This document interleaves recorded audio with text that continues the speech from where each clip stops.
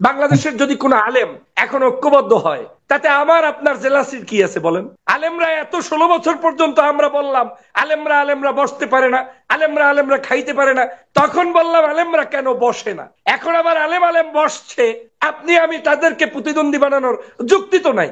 বসছে ভালো কথা, আলেম বসুক, আলেম খাক, আলেম মিলাদ পড়ুক, আলেম নেতৃত্ব দিক, তাতে আমার কি সমস্যা? যে সালাউদ্দিন কাদের চৌধুরী আমার দলের নেতা, তাকে কোনোভাবে ন্যায়সঙ্গত ভাবে ফাঁসি দেওয়া হয়েছে, তাকে অন্যায় ভাবে ফাঁসি দেওয়া হয়েছে। দেলোয়ার হোসেন সাঈদীকে অন্যায় ভাবে মৃত্যুর কোলে ঢুলে দেওয়া হয়েছে।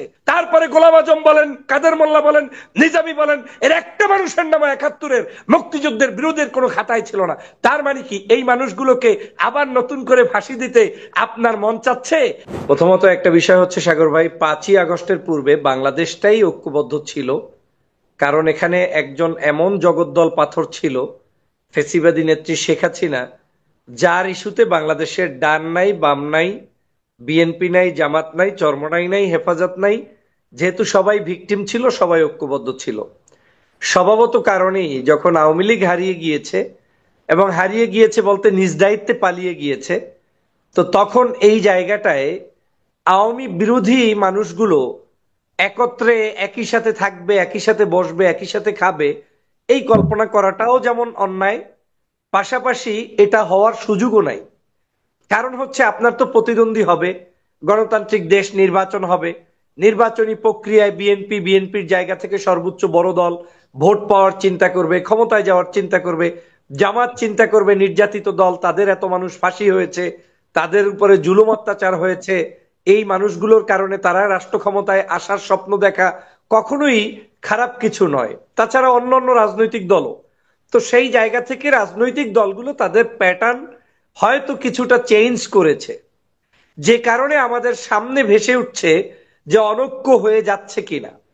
এখন দায়িত্ব আপনার দলের, দায়িত্ব আপনার, আমার দলের দায়িত্ব আমার, যেটা আমাদের মুন্নিয়াপা একটু আগে ভালো করে বুঝানোর চেষ্টা করেছিলেন, যে আপনার দলে যদি খারাপ কিছু থাকে সেটা তো আপনাকেই সংশোধন করতে হবে। আপনার দলের মধ্যে ভালো যদি কেউ কিছু করে থাকে সেটা তো সেই দলকেই করতে হবে। যেমন আমি নিজে আজও বলছি, আপনাকে মিডিয়ার সামনে পেয়েছি বিদায় আমি একদম এটা জনগণকেও ক্লিয়ার করার উদ্দেশ্যে বলছি, বিএনপি কেও ক্লিয়ার করার উদ্দেশ্যে বলছি। আমি বিএনপি করি শহীদ রাষ্ট্রপতি জিয়াউর রহমানের বিএনপি, আমি বিএনপি করি খালেদা জিয়ার বিএনপি, তারেক রহমানের বিএনপি। এর বাইরায় অনেক বিএনপি কি আমি দেখি, নব্য বিএনপি, যারা মূলত তাদের আদর্শের ভিতরে বিন্দুমাত্র নাই, কিন্তু তাদেরকে বিক্রি করে কোন পদ পদবি বা মানে রাষ্ট্রীয় বিশেষ সুযোগ সুবিধা পেতে চায়, এবং পেতে গিয়েই এই দুর্ঘটনাগুলা তারা করে বেড়াচ্ছে, যেটার জন্য দল ক্ষতিগ্রস্ত হচ্ছে। যেটা আপনি ইতিমধ্যেই দেখেছেন, বিএনপির নেতা জনাব তারেক রহমান সাহেব গত 2 দিন আগে, বেশি দিন না, 89তম শহীদ জিয়ার মানে জন্মবার্ষিকী উপলক্ষে তিনি অনলাইনে ভার্চুয়ালি বক্তব্য দিতে গিয়ে এত কঠোর বক্তব্য কোনো সময় তিনি দেন নাই। তিনি বারবার বলেছেন আপনাদেরকে জনগণের কাছে যেতে হবে, জনগণ ডিসাইড করবে যে কে আসবে কে আসবে না। এমনকি তিনি ইঙ্গিত দিয়ে বলেছেন আগামী নির্বাচন এত সহজ হবে না, বিএনপি ক্ষমতায় আসবে আসবে না এর কোনো নিশ্চয়তা নাই, অতএব জনগণের কাছে যেতে হবে। এবং তারা বলেছেন আপনারা এমন কিছু কাজ করবেন না যাতে বিএনপি ক্ষমতায় আসতে কিংবা বিএনপি সরকার গঠন করতে বাধাগ্রস্ত হয়। তার মানে দলের যে দায়িত্বে আছেন তিনি চাচ্ছেন না এই দেশে চাঁদাবাজ হোক, সন্ত্রাস হোক, কোন আলেমের বিরুদ্ধে বক্তব্য দিন। তিনি চাচ্ছেন না এদেশে কোনো ধরনের ওই মুক্তিযুদ্ধের ইস্যু, অমুক ইস্যু, তমুক ইস্যু, এগুলা টেনে এনে আবার নতুন করে সংঘাত সৃষ্টি করেন। এটা তারেক রহমান চায় না, আমি অন্তঃকরণে বললাম। আমি বিশ্বাস করি এটা খালেদা জিয়া চায় না। গত প্রায় 16 বছর যেই মানুষগুলোর জন্য আমি কথা বলেছি, সেই মানুষগুলোর বিরুদ্ধে আমি বিএনপি করলেও কোনোদিন বলতে পারবো না, তাহলে তো আমি তো টুয়াইস ভাইজ হয়ে গেলাম। কারণ আমি যখন আওয়ামী লীগের বিরোধিতা করেছি তখন আমার প্রয়োজনে জামাতের পক্ষে বলতে পেরেছি, যুদ্ধাপরাধী ইস্যুগুলো যে সাজানো নাটক ছিল সেটার প্রতিবাদ করতে পেরেছি।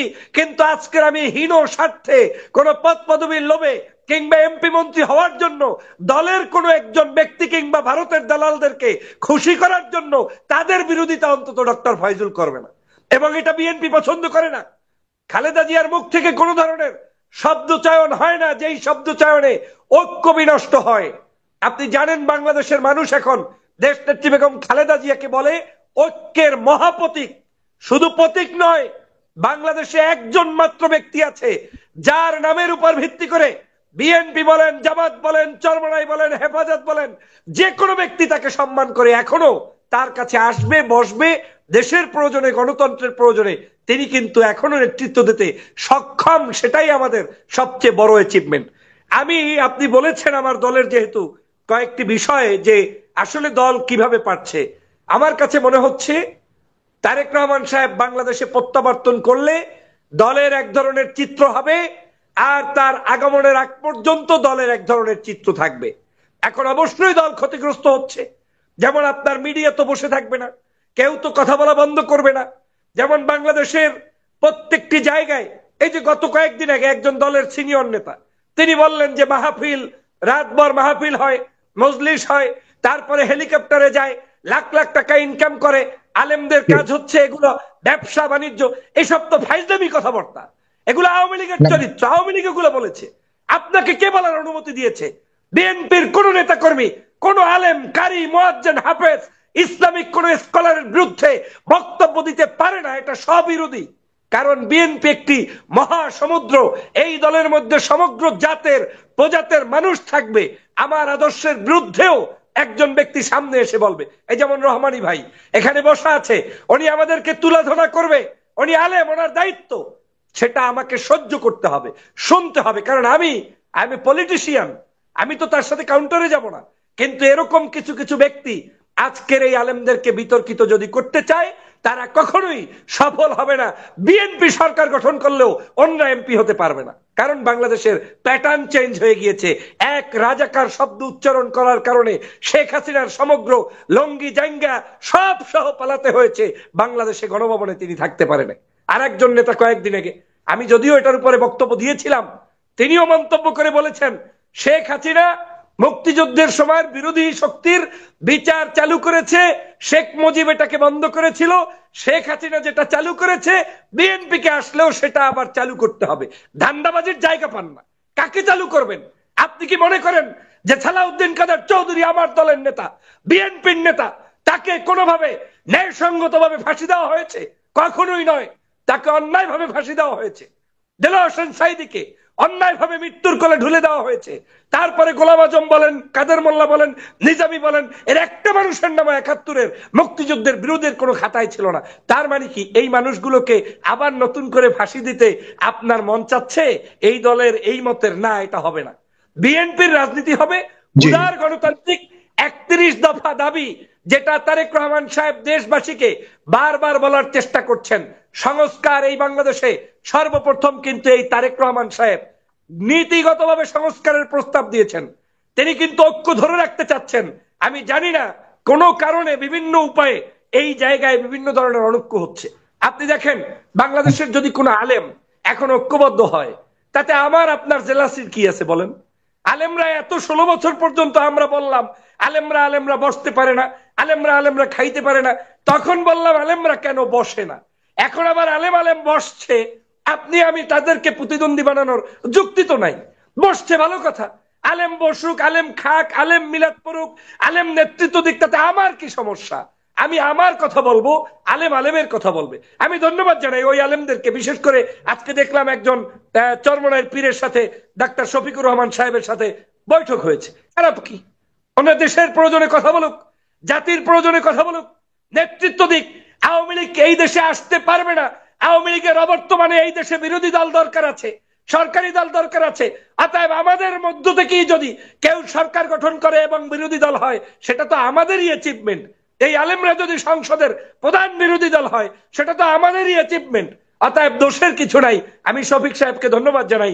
উনি ঝালকাঠির কায়েদ সাহেব হুজুরের দরবারে কয়েকদিন আগে গিয়েছেন, তারপরে সারসিনাতে গিয়েছেন, আজকে চরমনায় গিয়েছেন। সম্ভবত উনি মামুনুল সহ অনেক আলেম সাহেবদের সাথে সাক্ষাৎ করেছেন। অন্যরা ওনাদের রাজনীতি করবে, তাদেরকে সেই জায়গায় আমি মনে করি জিয়াউর রহমানের সত্যিকার যে আমার যে ছিল সেটি হলো যে এখন যে প্রাপ্তি, যে ২৪-এর আগে, জুলাই আগস্টের আগের যে চাহিদা, যে প্রত্যাশা, এখন যে প্রাপ্তি, এর মধ্যে বিভিন্ন দলের ভূমিকা নিয়ে তর্ক বিতর্ক রয়েছে। সেই জায়গাতে আপনি বিএনপির ভূমিকা নিয়ে, জামাত ইসলামের ভূমিকা নিয়ে আপনার কোনো খুব ছোট্ট পর্যবেক্ষণ আছে কিনা শেষ করতে হবে। আমি প্রথমত মনে করি বিএনপি কে চাঁদাবাজ হিসাবে আখ্যায়িত আপনি করার সুযোগ নাই, নাম্বার ওয়ান। এখন আপনি বলতে পারেন কেন নাই? বাংলাদেশের প্রেক্ষাপটে আওয়ামী লীগের এটাই একটা মহাপরিকল্পনা, হাজার হাজার কোটি টাকা লোপাট করে তারা চলে গিয়েছে। চাঁদাবাজ যদি বলেও থাকেন, আমি ধরে নিলাম বিএনপি চাঁদাবাজি করছে, ভালো কথা। কোথায় কোথায় করছে? যেই জায়গায় নৌকার লোকেরা টিকিট ছাপাইছে, সেই টিকিট ছাপানোগুলো আরেকজনে হয়তো স্যাঁচরা কোনো পাতি নেতা এটা শুরু করেছে, যেটা বিএনপির কোনো দায়িত্বের মধ্যে পড়ে না, তারা এটাকে সম্পূর্ণভাবে নিষিদ্ধ করেছে, বহিষ্কার করেছে। তারপরেও তর্কের খাতিলে যে হ্যাঁ কিছু কিছু জায়গায় এই কাজ করেছে, কত হাজার কোটি টাকা সেখানে লোপাট হয়েছে বলেন? স্বাচ্ছন্দ্যে কত জায়গায় লোপাট হয়েছে? এটা আওয়ামী লীগের পরিকল্পনা। আমাদের কোন জায়গায় বক্তব্যের মধ্যে চাঁদাবাজ, রক কাটা, ওই যুদ্ধপরাধী, যুদ্ধ মুক্তিযোদ্ধা বিরোধী এই কোন শব্দ চয়নই করা উচিত নয়, কারণ এই শব্দ চয়নগুলো জাতীয় ঐক্য বিনষ্ট করবে।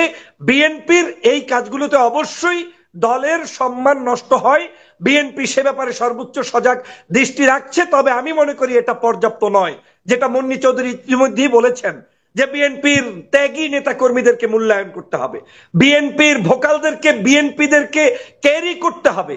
বাংলাদেশের শুধুমাত্র আজকের কে ক্ষমতায় আসলো আসলো না এটার উপর ভিত্তি করে একদিনের ডিসিশন নিয়ে কারোর সাথে শত্রুতা করা যাবে না।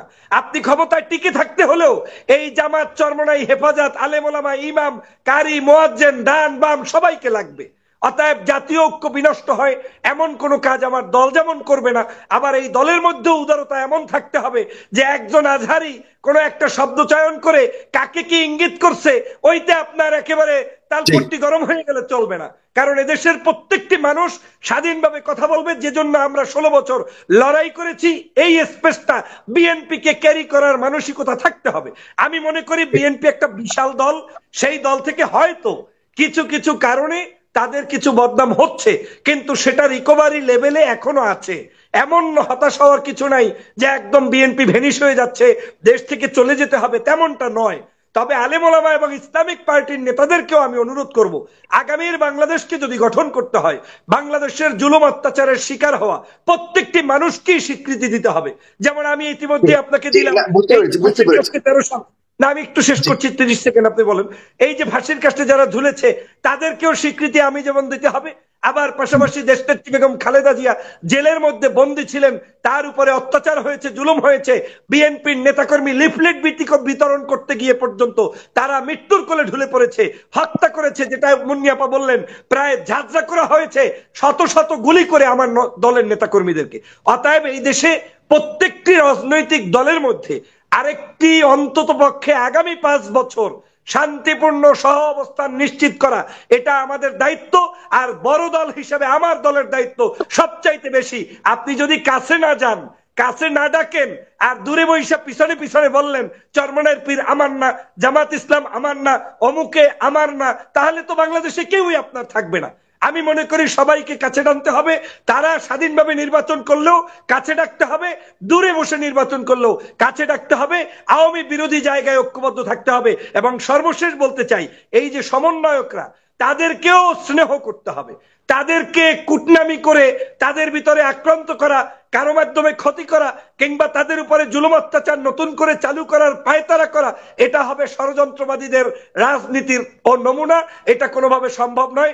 উচিত হবে তাদেরকেও ডেকে, আসো আমরা দেশ গঠন করি, আসো তোমরা তোমাদের দল গঠন করো, সবাই মিলে দেশে একটা ফ্রি ফেয়ার ইলেকশন হোক, ইলেকশনে যে আসবে সেই বাংলাদেশকে নেতৃত্ব দিবে। এটাই হচ্ছে আমার চাওয়া পাওয়া। অনেক ধন্যবাদ।